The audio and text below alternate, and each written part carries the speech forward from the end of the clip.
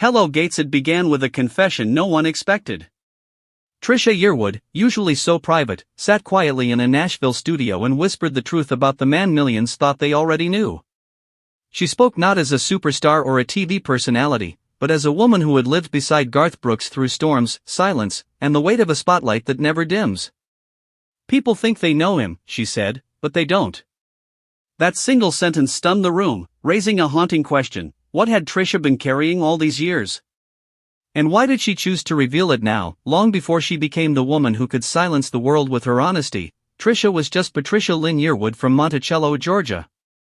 Her childhood was quiet, drenched in Southern traditions, with her father's discipline guiding her days and her mother's love for music shaping her nights. She grew up in a home where work ethic mattered, but dreams mattered too. Even at 6 years old, when she first stepped onto a small-town stage, there was something unmistakable in her voice, something that hinted she was destined for more.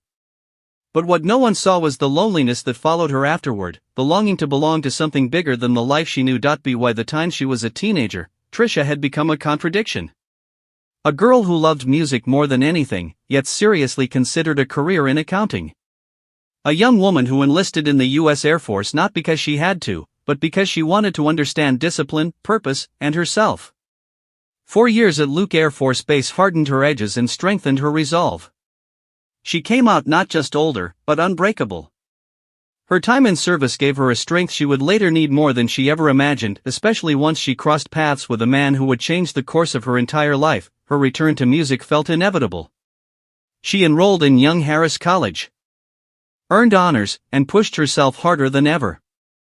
But when she stepped onto that massive campus at the University of Georgia, something inside her whispered that it wasn't her path. So she walked away, leaving behind the security of a degree to chase an impossible dream.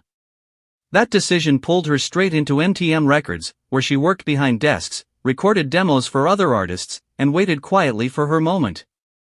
And then, one afternoon in 1989, she was asked to record background vocals for a rising singer named Garth Brooks.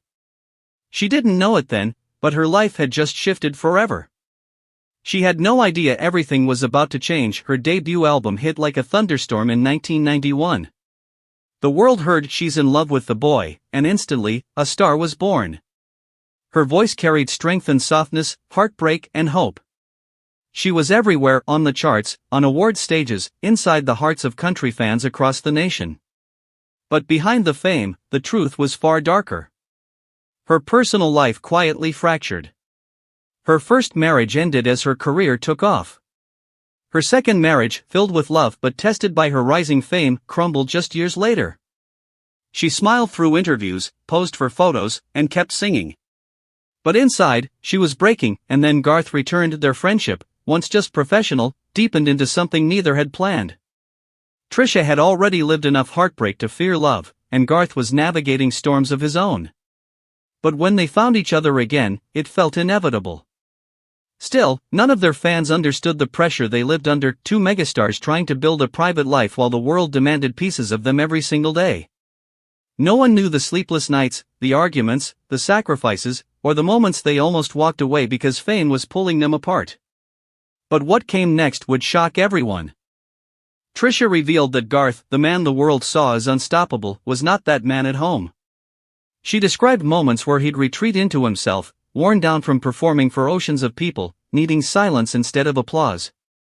She saw the version of him the world didn't: thoughtful, gentle, deeply emotional. He listens.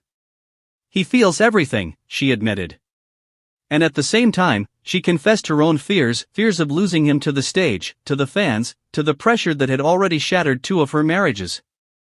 There were nights when Garth would leave for a performance, and she wondered if he'd come back the same man. Nights when the weight of their careers felt like too much. Nights when she clung to hope because hope was all she had left, but love, somehow, pulled them through.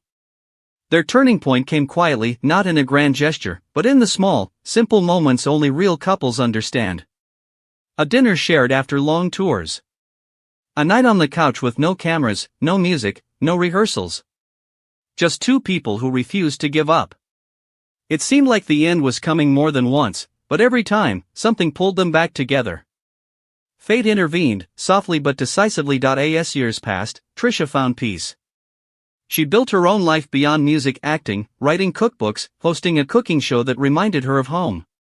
Garth rebuilt himself too, grounding his world in their marriage. And Trisha finally decided to reveal what she had kept hidden for so long, not scandal, not betrayal, but truth. The truth that their love survived because they fought for it when it wasn't easy. Because they chose each other in a world that kept trying to pull them apart. In the end, Trisha's exposé wasn't about tearing Garth down, it was about showing the world that beneath the legend was a man who loved deeply, quietly, and with intention. A man she chose again and again. Their story isn't perfect. It's human. And that's why it matters.